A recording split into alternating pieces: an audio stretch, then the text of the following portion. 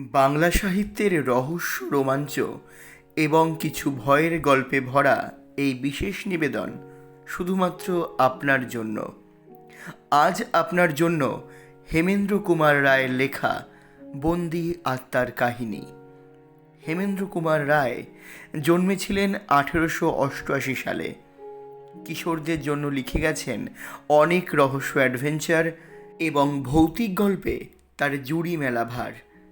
তার মৃত্যু হয় 1963 সালে।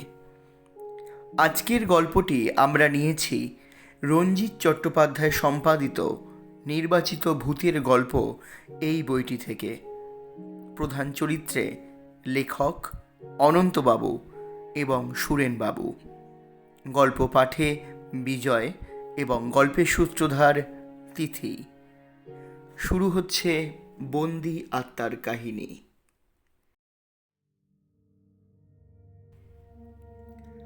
বিখ্যাত স্পিরিচুয়ালিস্ট অনন্তবাবুর বাড়িতে বসে এক সন্ধ্যায় আলাপ করছিলুম। কথা হচ্ছিল প্রেততত্ত্ব নিয়ে। আমি ডাক্তার, কিঞ্চিৎ পসারও যে আছে, নিজের মুখে এ কথা বললে গর্ব করা হবে না। আত্মা বলে কোনো কিছুর অস্তিত্ব যে আদৌ আছে, আমি আজ পর্যন্ত হাতে নাতে এমন প্রমাণ কখনো পাইনি। জন্ম, মৃত্যু ও দেহগত সমস্ত রহস্য একেবারে আমার নখদর্পণে। এমন অভিমান আমার পুরো মাত্রায় আছে।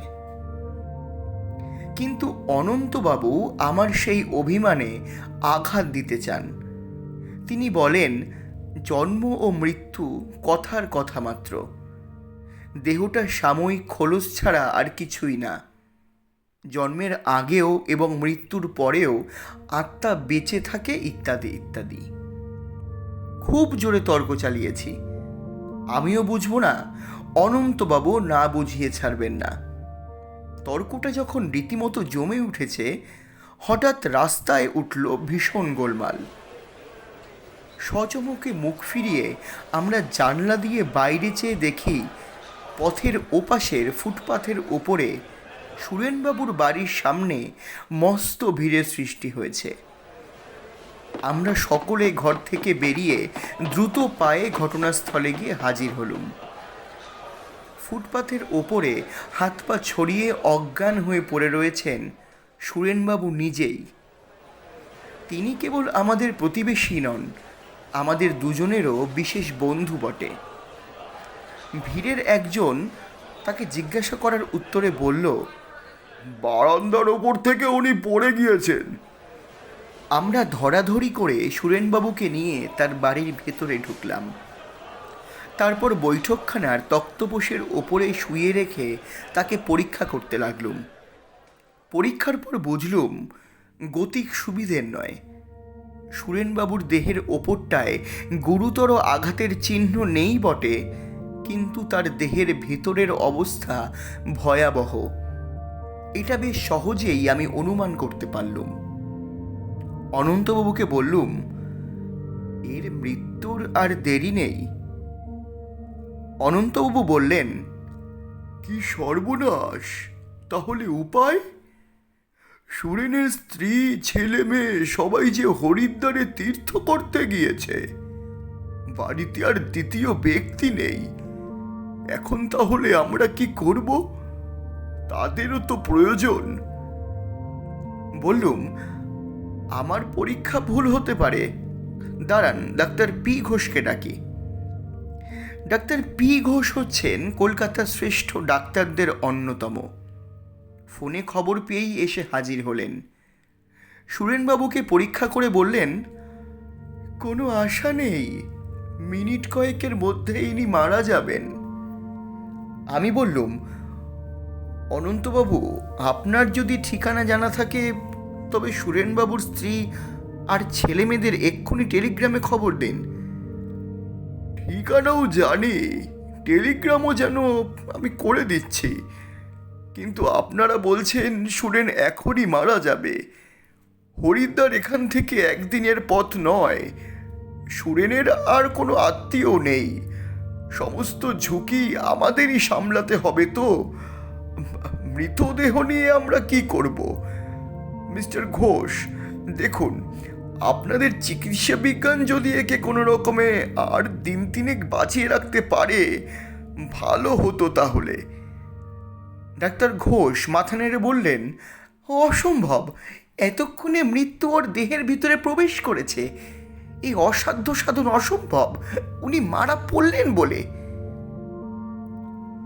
অনন্ত অত্যন্ত উত্তেজিতের মতো একবার ঘরের এদিক থেকে ওদিক পর্যন্ত ঘুরে এলেন। তারপর হঠাৎ দাঁড়িয়ে পড়ে বললেন, মৃত্যুর পরেও কি দেহের ভেতরে আত্মার সাড়া পাওয়া অসম্ভব ডাক্তার ঘোষ? ডাক্তার ঘোষ সবিস্ময়ে বললেন, আপনি কি বলছেন? আমিও তখন হতভম্বের মতো অনন্তবাবুর মুখের পানে তাকিয়ে রইলাম। আমার দিকে চেয়ে তিনি বললেন, আপনারা হিপনোটিজমের কথা নিশ্চয়ই জানেন, বাংলায় যাকে বলে সম্মোহন বিদ্যা বা যোগনিদ্রা। আমি বললুম, জানি, আর এও জানি যে হিপনোটিজমে আপনার দেশজোড়া খ্যাতি আছে অনন্তবাবু, কিন্তু তার কথা এখন কেন? আমি এখনই একবার সুরেনকে সম্মোহন বিদ্যায় অভিভূত করতে চাই। তাতে ফল কি হবে? সুরেনবাবু কি মৃত্যুর কবল থেকে রক্ষা পাবেন? মৃত্যুর কবল থেকে কোনোদিন কোনো মানুষকে রক্ষা করতে পারে না, তবে যোগনিদ্রার একটা আশ্চর্য মহিমা আছে, তার দ্বারা নিশ্চয়ই একটা কিছু ফল পাওয়া যাবে, তাতে কোনোই সন্দেহ নেই। সেটা যে কি তা অবশ্য আমি বলতে পারছি না, তবে না থাক, আর কথা বাড়াবার সময় নেই। সুরেনের দিকে তাকিয়ে দেখুন, ওর শেষ মুহূর্ত উপস্থিত। সুরেনবাবুর মুখ তখন মৃত্যু যন্ত্রণায় ভীষণ হয়ে উঠেছে। তার দুই বিস্ফারিত চোখের তারা চারিদিকে ঘুরছিল। অনন্তবাবু তাড়াতাড়ি এগিয়ে গিয়ে সামনের দিকে ঝুঁকে পড়ে সুরেনবাবুর দেহের ওপরে বিশেষ কৌশলে হস্তচালনা করতে লাগলেন। ডাক্তার ঘোষ গম্ভীর মুখে বসে রইলেন, তার চোখে নিদারুণ অবিশ্বাসের ছায়া। কি আর করি, আমি অবাক হয়ে অনন্তবাবুর কাণ্ড কারখানা দেখতে লাগলুম। কয়েক মুহূর্ত পরে তেমনিভাবে হস্তচালনা করতে করতেই অনন্তবাবু দৃঢ় স্বরে বারংবার ডাকতে লাগলেন, সুরেন, ও সুরেন, সুরেন। প্রথমটা সুরেনবাবুর কোনোরকম ভাবান্তরই হতে দেখা গেল না। তারপর ধীরে ধীরে তার চোখের তারা স্থির ও স্বাভাবিক হয়ে এলো। অনন্তবাবু বললেন, সুরেন, আমার চোখের দিকে একবার তাকিয়ে দেখো। সুরেনবাবুর চোখ অনন্তবাবুর চোখের দিকে ফিরল। সঙ্গে সঙ্গে তার সারা দেহ একবার শিউরে উঠল। সুরেন, স্বাভাবিক কণ্ঠে জবাব হলো, কি? তোমার কি কোনো কষ্ট হচ্ছে? না। তবে? জবাব নেই। আবার 3-4বার ডাকাডাকির পর সুরেনবাবু চমকে উঠে বললেন, হ্যাঁ, তুমি কি ঘুমোচ্ছ? হ্যাঁ, আর আমায় ডেকো না তোমরা, আমাকে ঘুমোতে ঘুমোতে মরতে দাও, মরতে দাও। তবে তুমি ঘুমোও, কাল সকালে আমি তোমাকে ডাকবো। তোমাকে সাড়া দিতেই হবে সুরেন, দিতেই হবে। সাড়া দেব? এখন আমি মরছি, আমাকে ঘুমোতে দাও, ঘুমোতে দাও। সুরেনবাবুর দুই চোখ মুদে গেল। অনন্তবাবু আমাদের কাছে এসে বললেন, আপনাদের মত কি? কিরকম বুঝলেন? ডাক্তার ঘোষ বললেন, আপনি কি ভাবছেন কাল সকালে ওর সাড়া পাওয়া যাবে? হ্যাঁ। অসম্ভব, তাহলে তো চিকিৎসা বিজ্ঞান ব্যর্থ হয়ে যাবে। বেশ, কাল সকালে এসে দেখবেন। আসবো আসবো, যদিও জানি অসম্ভব সম্ভব হবে না, তবু আপনি আমার কৌতূহল জাগিয়ে তুলেছেন। কাল সকালে আমি আবার আসছি। পরদিন সকাল। বহুকাল ধরে প্রেততত্ত্ব নিয়ে ক্রমাগত নাড়াচাড়া করে করে গোড়ামির দ্বারা আচ্ছন্ন হয়ে অনন্তবাবুর বিচার শক্তি হারিয়ে ফেলেছেন। এই কথা বলাবলি করতে করতে ডাক্তার ঘোষের সঙ্গে আমি সুরেনবাবুর বাড়িতে গিয়ে হাজির হলুম। দেখলুম বৈঠকখানার সমস্ত জানলা বন্ধ এবং আধা অন্ধকার ঘরে সুরেনবাবুর দেহের পাশে অনন্তবাবু চুপ করে বসে আছেন। সমস্ত নিথর নিঝুম। ডাক্তার ঘোষ সুরেনবাবুর দেহ পরীক্ষা করে বললেন, দেহ শীতল আর আড়ষ্ট, হৃৎপিণ্ডের ক্রিয়া স্তব্ধ, শ্বাস প্রশ্বাস নেই, কাল রাত্রি এর মৃত্যু হয়েছে। ডাক্তার জিজ্ঞেস করলেন, অনন্তবাবু, এখন কি আপনার সন্দেহ দূর হয়নি? অনন্তবাবু উত্তর দিলেন না। সুরেনবাবুর গায়ের রং রীতিমতো হলদেটে হয়ে গেছে। তার দুই চোখ বোজা, মুখ হাঁ করা। আমি বললুম, আর কেন অনন্তবাবু, এবার ওর সৎকারের ব্যবস্থা করুন। হরিদ্বারে তার করে দিয়েছি, আগে সুরেনের স্ত্রী আর ছেলে মেয়েরা আসুক। সে কি, ততক্ষণে ওর দেহটার কি অবস্থা হবে বুঝতে পারছেন আপনি? দেহের কি অবস্থা হবে বুঝতে পারছি না, তবে সুরেনকে আর একবার ডেকে দেখা দরকার। ডাক্তার ঘোষ বললেন, আপনার কি মাথা খারাপ হয়ে গেছে? আর কাকে ডাকবেন? সুরেনকে। সুরেন, ও সুরেন। কোনো সাড়া নেই। ঘোষ বললেন, কি আশ্চর্য, মরা কখনো কথা কয় নাকি আবার? সুরেন, ও সুরেন, আমি অনন্ত তোমাকে ডাকছি। সুরেন, একবার সাড়া দাও। স্তম্ভিত নেত্রে দেখলুম সুরেনবাবুর ফাঁক করা ওষ্ঠাধরের ওপাশে জিভখানা ছটফট করছে যেন। সুরেন, সুরেন। সুরেনবাবুর চোয়াল ও ওষ্ঠাধর একটুও নড়ল না, কিন্তু তার হা করা মুখ বিবর থেকে অদ্ভুত বিকৃত স্বরে এই কথাগুলো বেরুলো। আবার কেন? আমার মৃত্যু হয়েছে, আমি এখন ঘুমাচ্ছি। সে কি স্বর! মনে হলো সুরেনবাবুর মুখ যেন কথা কইছে না, সে সুর আসছে যেন বহু দূর থেকে, যেন গভীর কোনো গিরিগুহার অতলতার ভেতর থেকে। একটা অজানা ভয়ে আমার গা কাঁপতে লাগলো। ডাক্তার ঘোষ যেন ধাক্কা খেয়ে পিছিয়ে গিয়ে দাঁড়ালেন দেওয়ালে পিঠ রেখে, তার মুখ চোখ উদ্ভ্রান্তের মতো। সুরেন, তুমি কি এখনো ঘুমিয়ে আছো? না না, আমি ঘুমোচ্ছিলাম বটে, কিন্তু এখন আমার মৃত্যু হয়েছে।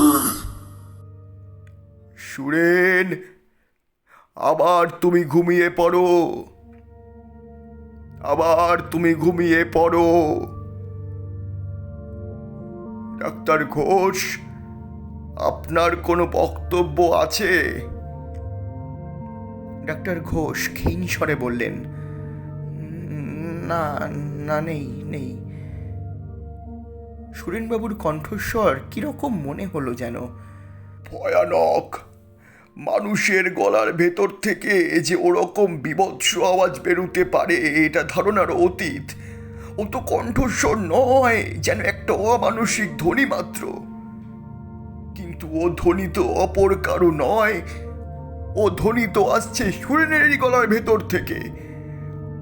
সুরেনকে আজ আর ব্যস্ত করব না, ও এখন নিশ্চিন্ত আরামে ঘুমিয়েই থাক। বোধহয় পরশুদিনই সুরেনের স্ত্রী এসে পড়বেন, তখন আরেকবার আপনাকে ডাকবো। আসবেন তো? নিশ্চয়ই আসবো, নিশ্চয়ই আসবো। ডক্টর ঘোষ তার বিস্ময়াবিষ্ট কৌতূহল দমন করে শশব্যস্ত হয়ে বললেন, এই যে অজানা নতুন বিজ্ঞানের রহস্য, না এসে থাকতে পারবো না। আজ অনন্তবাবুর আহ্বানে আবার সুরেনবাবুর বাড়িতে চলেছি আমরা দুজনে। সন্তানদের নিয়ে সুরেনবাবুর স্ত্রী কলকাতায় এসে পৌঁছেছেন। তার নাম হৈমবতী। ক্রন্দনধ্বনি শুনতে শুনতে সুরেনবাবুর বৈঠকখানার ভেতরে গিয়ে ঢুকলুম। সুরেনবাবুর আড়ষ্ট দেহ ঘিরে বসে আছেন হৈমবতী, তার 2 ছেলে আর 1 মেয়ে। সকলের চোখে জল, কণ্ঠে আর্তনাদ।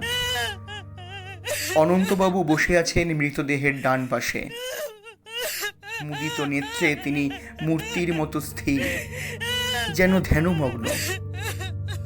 সুরেনবাবুর দেহ যেমনভাবে দেখে গিয়েছিলাম তেমনি ভাবেই আছে। হৈমবতী গতকাল এসেছেন। হিসেব করে দেখলুম সুরেনবাবুর মৃত্যুর পর 5 দিন কেটে গিয়েছে। একে গ্রীষ্মকাল, তাই এবছর আবার অতিরিক্ত গরম। কিন্তু আশ্চর্য ব্যাপার এই যে সুরেনবাবুর গায়ের রং হলদে এবং দেহ মৃত্যু শীতল ও কাঠ আড়ষ্ট হয়ে গেলেও একটুও পচেনি বা ফুলে ওঠেনি। অনন্তবাবু চোখ খুলে বললেন, এই যে আপনারা এসেছেন, হৈমবতী বড়ই ব্যস্ত হয়ে উঠেছে। তাহলে সুরেনকে আরেকবার জাগাবার চেষ্টা করি। আমরা নীরবে ঘাড় নেড়ে সায় দিলুম, যদিও আমার বুকের ভেতর জাগলো কাঁপন। মৃতদেহের ওপরে খানিকক্ষণ হস্তচালনা করে অনন্তবাবু ডাকলেন, সুরেন, সুরেন, সুরেন, সুরেন, সুরেন, সুরেন, সুরেন। প্রায় 10-12 বার নাম ধরে ডাকার পর মৃতদেহের আড়ষ্ট হা করা মুখের ভেতরে জিভখানা হয়ে উঠল আবার সেই রকম ভয়াবহ রূপে চঞ্চল। হৈমবতী স্বামীর বুকের ওপর ঝাঁপিয়ে পড়ে ক্রন্দন স্বরে বলে উঠলেন,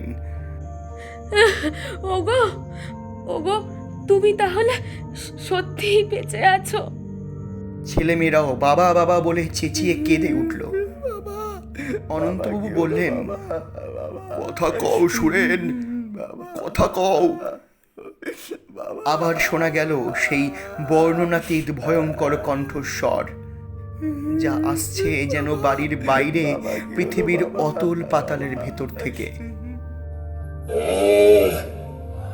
আবার কেন ডাকাডাকি? বলছি তো আমি বেঁচে নেই। হৈমবতী বললেন, ওগো, এই তো তুমি বেঁচে আছো, এই তো তুমি কথা কইছো। একবারটি চোখ মেলে তাকিয়ে দেখো, আমরা সবাই এসেছি যে। অনন্তবাবু বললেন, স্থির হও হৈম, শান্ত হও। সুরেন এখন আমি ছাড়া আর কারোর কথার জবাব দেবে না। সুরেন, হৈম তোমাকে ডাকছে। মৃতদেহ বলল, ডেকে লাভ নেই, আমার মৃত্যু হয়েছে, মৃত্যু। তোমার যদি মৃত্যুই হয়ে থাকে সুরেন, তবে তুমি কথা কইছো কেমন করে? আমি এখন আমার মৃতদেহের ভিতর বন্দি হয়ে আছি। বন্দি? কেন? তুমি যেতে দিচ্ছ না বলে। অনন্তবাবু এতক্ষণ সমানে হস্তচালনা করছিলেন।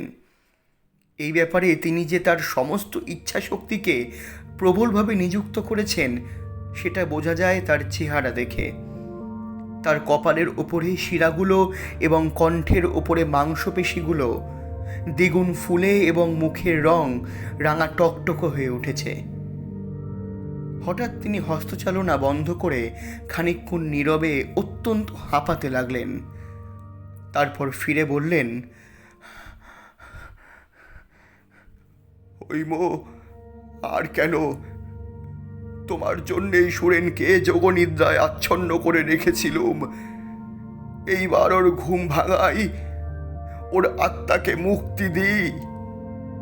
তোমরা মৃতদেহের সৎকারের ব্যবস্থা করো। হৈমবতী এমন তীব্র স্বরে চেঁচিয়ে কেঁদে উঠলেন যে আমাদের কান যেন ফেটে গেল। তারপর তিনি মাটির ওপরে আছড়ে পড়ে বললেন, অনন্তবাবু, অনন্তবাবু, আপনি আমাকে দয়া করুন। উনি এই অবস্থাতে থাকলেও যে আমার সুখ, মনে করব যেন আমি বিধবা হইনি আমি বিধবা। অনন্তবাবুর মুখে ফুটে উঠল একসঙ্গে ব্যথা, দয়া ও মমতার ভাব। অল্পক্ষণ চুপ করে থেকে তিনি বললেন, বেশ বৌমা, তাই হোক। আরও কিছুদিন এইভাবে থাক। তুমি শান্ত হও, সংযত হও। তারপর আমার যা করার করব।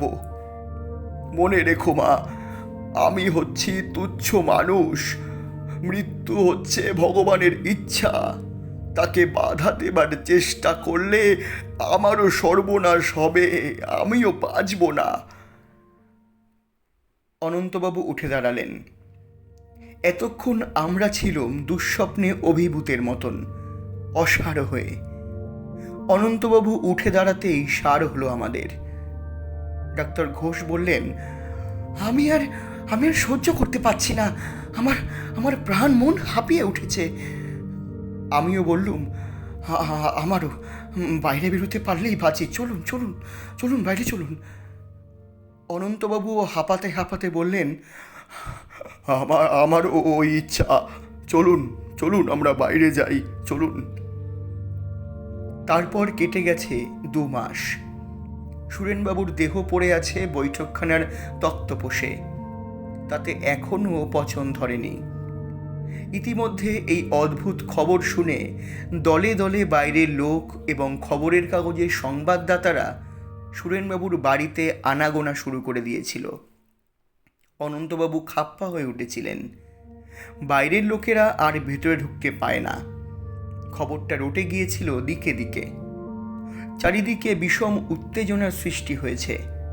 কেবল বাঙালি নয়, ইংরেজ এবং আরও নানা জাতীয় লোকেও কৌতূহলী হয়ে আবেদন জানাচ্ছেন সুরেনবাবুর দেহ পরিদর্শনের জন্যে। আবেদনকারীদের মধ্যে ছিল বহু বিখ্যাত নাম।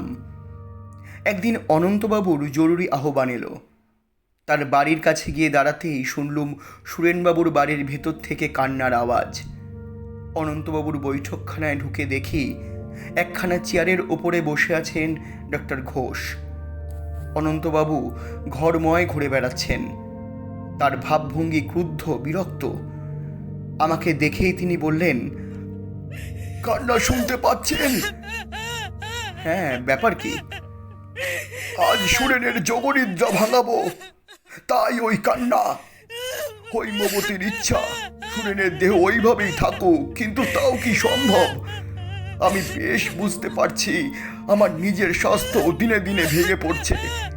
এই অস্বাভাবিক উত্তেজনা আর কতদিন সহ্য হয়? প্রবল ইচ্ছা শক্তিরও সীমা আছে। এই জন্যই আমাকে ডেকেছেন? আপনাকেও, ডক্টর ঘোষকেও। আর একটা কি কথা জানেন? নিজেকে অপরাধী বলে মনে হচ্ছে। কেন? বোধহয় প্রকৃতির আইন ভঙ্গ করছি। ভগবান সুরেনের আত্মাকে যে অদৃশ্য পথে নিয়ে যেতে চান, আমি হয়েছি তার বাধার মতো। এই এক মস্ত অপরাধ। এজন্যে হয়তো আমাকে শাস্তি ভোগ করতে হবে। হয়তো একটা প্রাণহীন কুৎসিত দেহের কারাগারে বন্দী হয়ে সুরেনের আত্মাও অত্যন্ত কষ্ট ভোগ করছে। না, আর নয়। আমি দৃঢ় প্রতিজ্ঞা করেছি এই ব্যাপারের ওপরে আজকেই জবনিকা ফেলে দেব। কারোর মিনতি, কারোর অশ্রু আর আমাকে বাধা দিতে পারবে না। আসুন আপনারা, গোড়া থেকেই যখন সঙ্গে আছেন তখন শেষ দৃশ্যটাও দেখুন। শেষ পর্যন্ত হৈমবতীকেও সম্মতি দিতে হলো। অনন্তবাবু অনেক চেষ্টার পর তাকে বুঝিয়ে দিয়েছেন এই মৃতদেহের মধ্যে সুরেনবাবুর আত্মা বন্দী হয়ে আছে অভিশপ্তের মতো। দেহ থেকে বেরোতে না পারলে আত্মার গতি হবে না। অনন্তবাবু দেহের পাশে বসে হস্তচালনা করতে করতে ডাকলেন, সুরেন, সুরেন, ও সুরেন। আমরা রোমাঞ্চিত দেহে বিস্ফারিত নেত্রে রুদ্ধশ্বাসে মৃতদেহের দিকে তাকিয়ে রইলাম। 7-8 মিনিট কেটে গেল। দেহ নিঃসার নিস্পন্দ। অনন্তবাবুর কপাল থেকে দরদর ধারে ঘাম ঝরতে লাগলো। সুরেন, সুরেন জাগো, সাড়া দাও সুরেন, আমি অনন্ত তোমাকে ডাকছি সুরেন। আরো 7-8 মিনিট কাটল। অনন্তবাবু উদ্বিগ্ন কণ্ঠে বললেন, তবে কি ব্যর্থ হব? সুরেনের আত্মা কি নেই? না না, তা তো হতে পারে না। যোগনিদ্রার প্রভাব না থাকলে দেহের অবস্থান হতো যে অন্য রকম। সুরেন, সুরেন জাগো, তোমার যোগনিদ্রা ভঙ্গ হোক। এইবার উন্মুক্ত দস্তক কণ্টকিত মুখবিবরের মধ্যে জ্যান্ত হয়ে ছটফট করতে লাগলো জিভখানা। সুরেন! উত্তরে শোনা গেল এক ভীষণ ও তীক্ষ্ণ আর্তধ্বনি। সেই আর্তনাদ ভাষায় বর্ণনা করা যায় না। মানুষের কান কোনো দিন শোনেনি তেমন আর্তনাদ। ছেলেমেয়েরা ঘর ছেড়ে পালিয়ে গেল। হৈমবতী মূর্ছিত হয়ে পড়লেন। আমাদের অবস্থা হয়ে দাঁড়ালো শোচনীয়। সুরেন, শান্ত হও ভাই, শান্ত হও। শান্ত হবো? তোমরা জানো না এই দেহের নরকে কি দুঃসহ যন্ত্রণা। নিশিদিন কাঁদছি আর চটপট করছি, মৃত্যুর পরেও একই শাস্তি। আর কেন? আমাকে এবার মুক্তি দাও, মুক্তি দাও। আজকের স্বর আরো বিকট ও ভয়াল এবং আসছে যেন আরো আরো আরো বেশি দূর থেকে। অনন্তবাবু বললেন, তোমাকে মুক্তি দিলুম সুরেন, ভেঙে যাক তোমার যোগনিদ্রা। পর মুহূর্তে অদ্ভুত একটা শব্দ হলো। সঙ্গে সঙ্গে আমরা দেখলুম তক্তপোষের ওপরে পড়ে রয়েছে সুরেনবাবুর দেহের বদলে একটা নরকঙ্কাল। আর তার চারদিক ঘিরে গড়াচ্ছে বিগলিত মাংস, মেদ, মজ্জার তরল বিবর্ণ ধারা। বিষম পূর্তি গন্ধে ঘরের বাতাস দুর্গন্ধ, বিষাক্ত। সভয়ে প্রাণপণে দৌড়ে বাইরে পালিয়ে এলাম।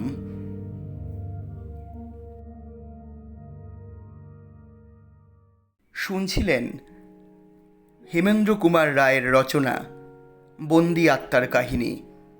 গল্প পাঠে এবং অন্যান্য চরিত্রে আমি বিজয় এবং টিম ঝরাপাতা। হৈমবতীর কণ্ঠে তিথি। সমগ্র পরিচালনা এবং পরিকল্পনা study academy, the symbol of education. Poster design Charulipi. Music ডিজাইনে রয়েছে তরঙ্গ দ্য আলটিমেট মিউজিক। দেখা হচ্ছে পরবর্তী আরেকটি পর্বে নতুন কোনো গল্প অথবা কবিতা নিয়ে। ততক্ষণ শুনতে থাকুন, পাশে থাকুন ঝরাপাতা ইউটিউব চ্যানেলের। ঝরাপাতা, কবিতার ও গল্পের কথা বিজয়ের সঙ্গে। চ্যানেলটি যারা এখনও সাবস্ক্রাইব করেননি, সাবস্ক্রাইব করে পাশে থাকুন নতুন নতুন গল্প এবং কবিতা পেতে। দেখা হচ্ছে আগামী সপ্তাহে।